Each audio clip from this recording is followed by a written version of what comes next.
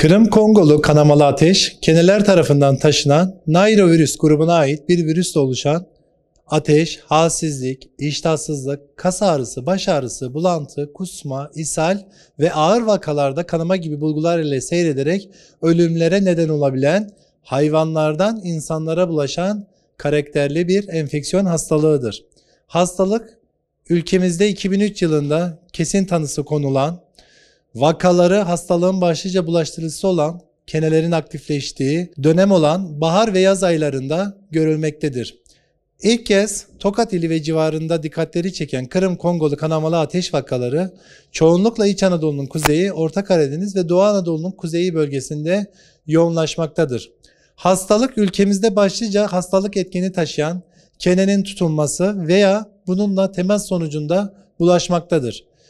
Bunun yanı sıra hastalık viremik dönemdeki hayvanların veya hasta kişilerin kan, doku, vücut çıkartılarına korunmasız temas sonucunda da bulaşabilmektedir.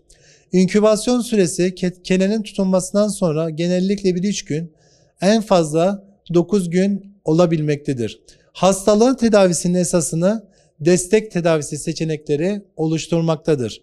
Bugün için hastalıktan korunmaya yönelik etkinliği kanıtlanmış bir aşı veya etkene spesifik bir ilaç bulunmamaktadır. Ülkemizde hastalığa karşı aşı geliştirme çalışmaları devam etmektedir. Kırım-Kongolu kanamalı ateşten korunmak için ne yapmalıyız?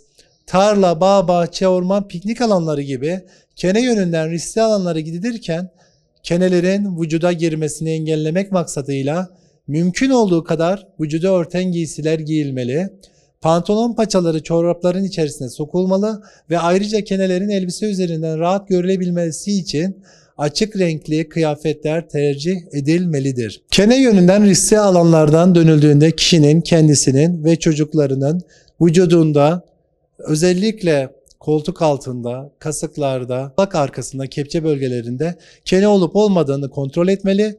Kene tutulmuşsa hiç vakit kaybetmeden çıplak el ile dokunmamak şartıyla vücuda tutunduğu en yakın yerden uygun bir malzeme ile çıkarmalıdır.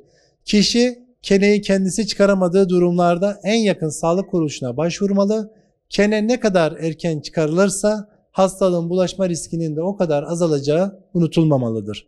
Hastalık hayvanlarda belirti göstermeden seyrettiğinden hastalığın sık olarak görüldüğü bölgelerde bulunan hayvanlar sağlıklı görünse bile hastalığı bulaştırabileceği unutulmamalıdır. Bu sebeple hastaların kanlarına, vücut sıvılarına veya dokularına çıplak el ile temas edilmemelidir. Hastalığa yakalanan kişilerin kan, vücut sıvıları ve çıkartıları ile hastalık bulaşabildiğinden hasta ile temas eden kişiler gerekli koruma önlemlerini, eldiven, önlük, maske ve benzeri almalıdır. Kene tutunan kişiler kendilerini en az 10 gün süreyle halsizlik, iştahsızlık, ateş, kas ağrısı, baş ağrısı, bulantı, kusma veya ishal gibi belirtiler yönünden izlemeli ve bu belirtilerden bir veya birkaçının ortaya çıkması halinde derhal en yakın sağlık kuruluşuna müracaat etmelidirler.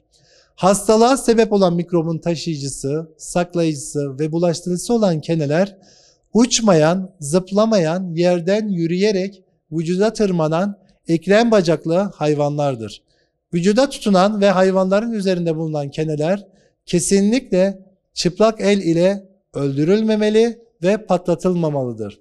Yine en yanlış yaptığımız keneler üzerine sigara basmak, kolonya dökmek, gaz yağı gibi maddeler dökmek kenenin kasılmasına sebep olarak vücut içeriğini kan emdiği kişiye aktarmasına sebep olacağı için mutlaka yapılmamalıdır.